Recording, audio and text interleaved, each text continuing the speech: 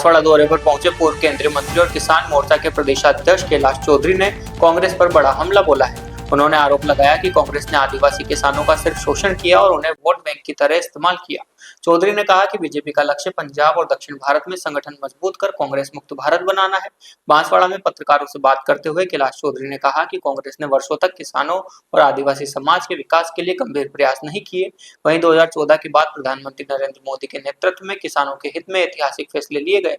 चौधरी ने राजनीतिक मुद्दों पर कहा कि भाजपा का अगला लक्ष्य पंजाब और दक्षिण भारत में संगठन को मजबूत करना है।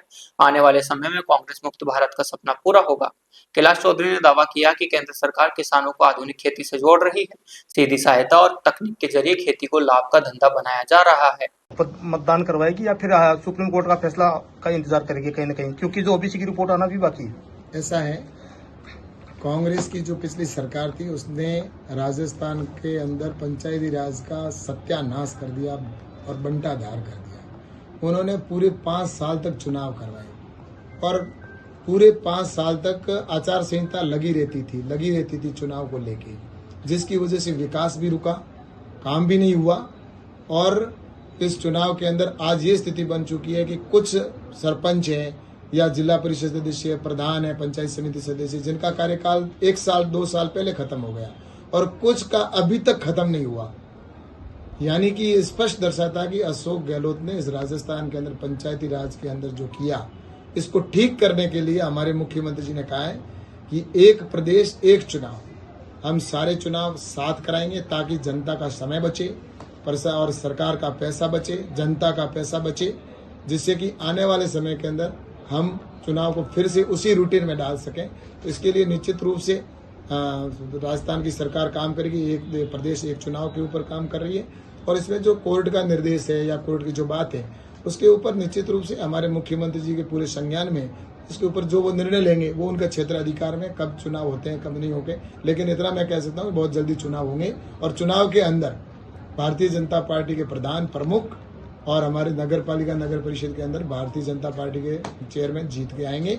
और कांग्रेस का जिस प्रकार से बंगाल के अंदर एक भी विधायक नहीं बना, उसी तरह से यहाँ पर एक भी उनका कोई चेयरमैन नगर पालिका में देखने को नहीं मिलेगा। यहाँ पर भाजपा की ही प्रधान प्रमुख जीत के आए। बंगाल आपने जीता, अगला नेक्स्ट टाइम क्या है सर? अब अगली बारी हमारी है पंजाब और उसके बाद में हमारे आने वाले समय में साउथ के अंदर कुछ जगह बची है। बाकी पूरा देश हमारा भगवा में हो चुका है।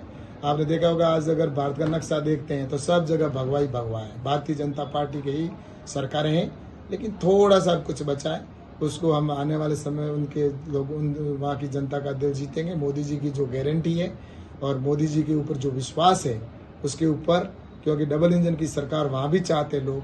बंगाल जिस जगह पर कोई सोच भी नहीं सकता था, वहाँ की जनता ने प्रचंड बहुमत दिया है और मैं वहाँ की जनता को धन्यवाद देता हूँ, वहाँ के विशेषकर कार्यकर्ताओं को धन्यवाद देता हूँ कि वहाँ ऐसी विषम परिस्थितियों में जहाँ उनकी जान का खतरा था, कई कार्यकर्ताओं ने हमारी जान गंवा भी दी, लेकिन उसके बावजूद भी कार्यकर्ताओं ने हिम्मत से काम किया और जनता के बीच में गए और प्रधानमंत्री जी के गारंटी पे विश्वास दिलाया और आज वहाँ बंगाल में सरकार बनी है। और अब आने वाले समय के अंदर जो भी राज्य बचे वहाँ पर भारतीय जनता पार्टी जीतेगी। कांग्रेस मुक्त हिंदुस्तान की प्रधानमंत्री जी ने एक समय में बात की थी और वो समय बहुत जल्दी आने वाला है।